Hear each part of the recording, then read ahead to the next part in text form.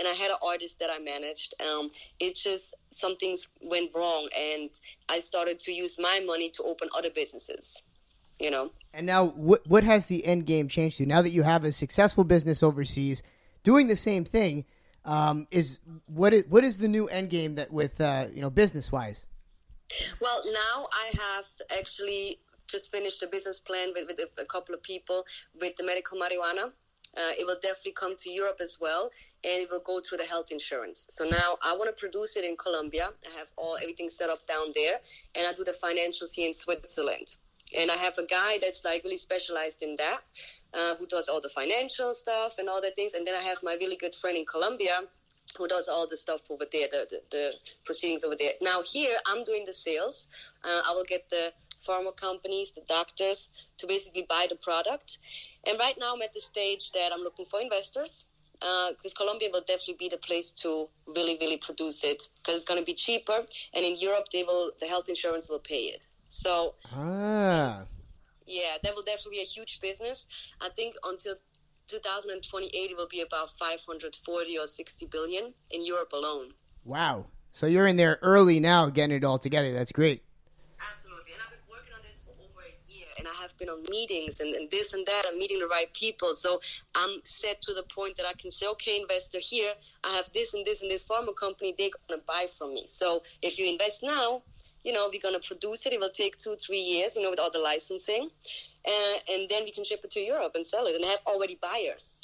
In Switzerland, we have the banking situation, and that's why I needed someone from over here who is like an analyst and really a finance guy who knows what he's doing. Put that money in that Swiss bank account. Oh, yeah. And all that's right. The same with the concierge service, right? Because I have the Swiss bank account and here it's legal. If someone purchased my services for any girl or whatever, it doesn't matter where in the world, it will go over my account. It's legal. You're putting some ideas in a lot of listeners' heads right now. Yeah, but you need to be a Swiss citizen, so and have a company here. You got me thinking all types of thoughts. You got to get that passport ready. Jeez. Get it ready. I do have some more serious questions. Not really too serious, but Cheeks and I were actually talking earlier on the air. What would happen to America if prostitution and sex work was made legal? Let me rephrase that. How do you think the industry itself would change if it was made legal in the United States? Well, for one, it would definitely be safer, because girls can just go and work somewhere and don't have to hide. They don't get locked up. They don't have to be afraid of that or of pimps or whatever, or that someone is robbing them or raping them, But at the same time, the United States can tax it. Just that, like over here, I had to pay twice taxes for that, for the club as one, and then this is called Mehrwertsteuer. It's an extra tax that we have here for that. So with that, they can definitely make money. Now, the prices will probably drop. Because, some girls, they won't work if they have to register as a sex worker. And at the same time, if it's legal, everything that's legal, that's not that expensive anymore, unfortunately. Yeah. I mean, we're seeing it just with weed. But I will say this. Even though weed is becoming legal here in this country, people are still buying it illegally because it is so much cheaper to buy it illegally. Right. Do you think that there is, would it be the same thing with sex work? Well, they have to find some sort of system that they can track down who made how much money. So over here, you just have to show, okay, I made this and this much money. You have to write everything down, and you can always cheat in that. But some guys will always pay more for certain girls, they're models or they're famous or whatever. But in generally, probably the price will drop, because over here, the regular price is about 300 Swiss francs, which is about the same as US dollars an hour.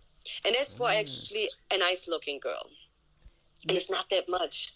You mentioned celebrities and models. Are there any girls that you wouldn't expect that you think could be doing something like that a little bit on the side? I've heard rumors that some of these Instagram girls that have like 1 million, 2 million followers are out there tricking on the side. Do you think that's a possibility or just crazy internet rumors? That's absolutely possible. If someone offers you enough money, I think a lot of girls would do it. I'm not saying all the girls would just prostitute themselves, but let's be real.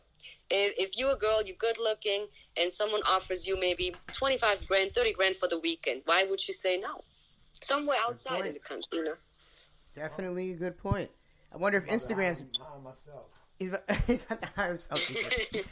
Oh man, Instagram needs to start making that Madam money if that's the case. Right, the cut. They gotta get a cut. Yeah, they need that cut, and that's like a nice cut though. But like, it's a lot of work that you have to do on your end. 50% might seem like a lot, but you're taking care of a lot of legwork to make sure that that's all safe and done the right way. And you have to see as well, my whole thing, why my stuff really worked out is I was living in the Diamond District, right? Nobody knows that even people live there. And I had an apartment that I paid cash.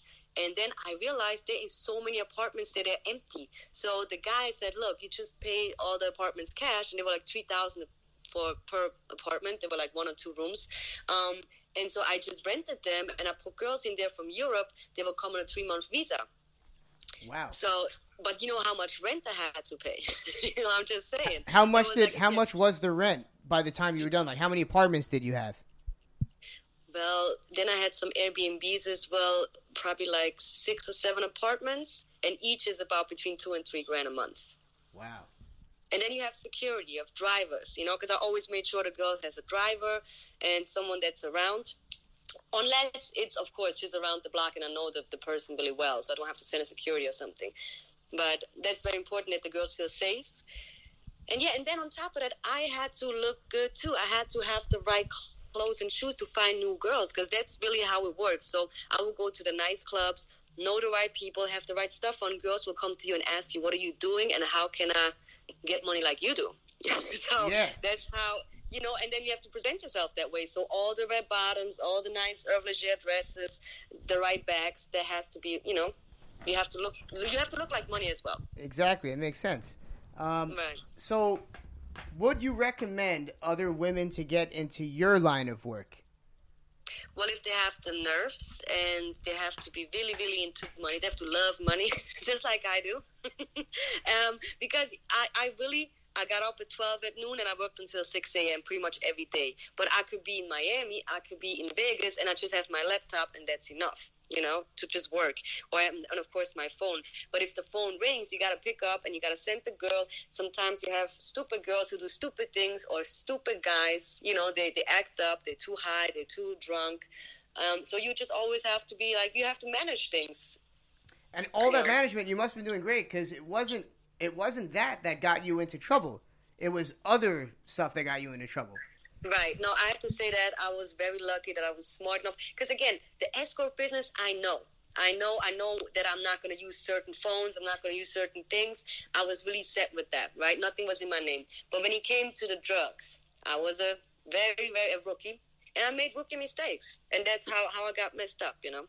It happens to the best of us. And right. then, but now I would never do the same mistake. Definitely. No, exactly. No more drugs. And the messed up thing about your situation is that you were snitched on, and this happens to many, many people in our society. And I remember you mentioned in the documentary that that snitching only reduces a sentence in 2 countries: the United States, and I believe it was Ethiopia or Somalia. No, Somalia. Yeah, Somalia. As far as I know, I informed myself, so it said Somalia.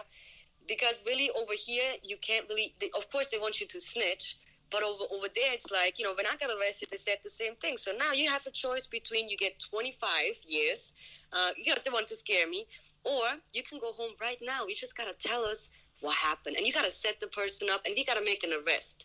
And I said, no, I would like to have a lawyer. So they said, you know what, we give you 3 days in a hole, we're going to grab you back out and ask you that question again. And I signed my statement. I'm like, you don't have to throw me nowhere in a hole and then think I'm going to change that thing. I signed the statement right there. Everything was mine, everything is me.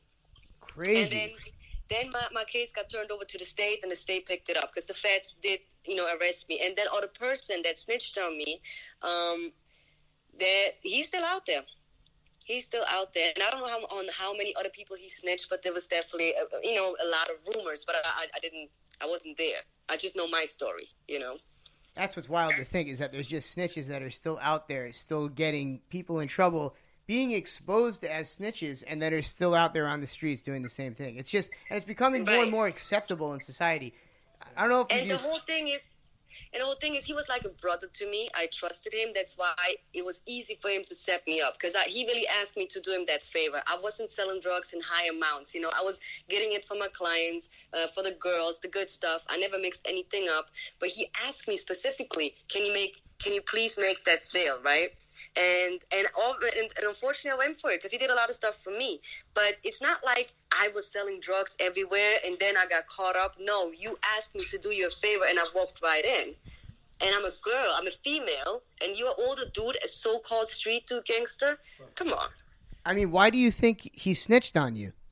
Because it's easy for him. I'm a girl. I'm going to get deported. And he knew that because I did have a green card, But if you don't have the green card for a certain amount of years, you're going to get deported. And on top of that, he probably thought I'm snitching too. But I didn't. After me, there was no more arrests. So that was it. You had to serve some time, and then that was where the ball stopped, I guess you could say. Right, because, at the same time, I would never snitch. That's just something that, I brought the dude in. So even the first day when I got arrested, I didn't really know what was going on. I just knew I'm going to take this one on me because I brought this guy in and I vouched for him. So now I have to just, take it. Well, you're a lot tougher than most people in this country. Let me tell you, we're looking at people snitching every day and people doing it publicly and still being accepted. I don't know if you've being heard praised. They embrace it. Yeah, being praised. Like there's this young kid out there got arrested recently, Tekashi 6ix9ine, a rapper from New York, and he pretty much openly snitched on everybody. He'll be getting out sometime early next year, and I'm curious to see how the reception is going to be, if he's still going to be able to sell records. I forgot who it was. I asked a kid recently if he would still listen to his music, and he said yeah, because kids just don't care these days. It's becoming more normal, I guess, to be a tattletale. Yeah, I'm against snitching, but I don't know his situation. In a sense of what I heard as well is that the people who he's snitching on set him up really bad. But I don't know exactly what happened. So I don't even have an opinion on things that I don't know. But yeah, it's definitely people snitch about, you have to maybe go to jail for 3 months. Oh, I read a snitch on my best friend. Yeah. It's a little bit crazy, but no, and at the same time, they did threaten me with a lot of years, and I didn't know what I was getting into, but in the end, when I had my lawyers, because I had a lot of money in different insurances and stuff over here in Europe, so that money they didn't take from me, and I got a good lawyer, and then the lawyer saw, okay, they didn't have a warrant to after search your house, because I had 12 counts of an A1 felony, and a lot of things got dropped after that, when my lawyer came in, they kind of cleaned it up, but it was still like, a little back and forth with the whole like sentencing, but we found a deal, and the deal was as well that I have to get deported and I can never come back into the country. But yeah, no, you definitely do make a good point. We don't know the full story with the details and everything, but all that stuff will come out. Right. But just a wild story. And, yeah, I can't wait to see your movie. Yeah, we can't. That's the next thing is to get that movie deal. Because who do you think you'd like to play you too in this movie? If you had to pick an actress. Other people ask me that, and the problem is it has to be somebody young, and I cannot tell you right now a young actress that kind of looks like me because I was 21. I mean, I got arrested when I was 24, and I came to the States when I was 20. So I need a young girl to play me. So I don't really have an idea. I just need somebody that's really good at it and has my accent. That's it. You got to get the accent down too. So any young actresses out there listening, the role's open. She's still looking for someone to play that role. And it is time that we actually have to go to our break. But I do have another question. If there's what recommendation, or I should say, what would you recommend for women that want to get started in this line of work? Where do you go first? If not your line of work, but the escort service. How do you actually get into the escort business? Well, first of all, I would definitely look for an agency or a madam that has good clientele. Because what you don't want to do is just use up your body and not really make money of it. So have a plan where this money is going to, and not to your bags and whatever. Because you can always find a guy that's going to buy you a bag and shoes. Put that money away and save it for something better, a business, and have a 2-year plan. Because if you're good for 2 years and you work in this business, you can have good money on the side. A couple $100,000 if you're smart. Crazy. And if you're really money hungry, you can do it for 10 years and really make out like a bandit. Well, but after 10 years, you might be just, it's over for you. You know, you don't need to do this job for so many years. I think it's just, and I don't want to have a girl that works that long. You know, I don't want her to work for me. That makes sense. Like, so what's the oldest that you're hiring? Where's the expiration date for you? Well, now it comes to the difference with, like, if you're a domina, you could be older because that doesn't matter. Domina and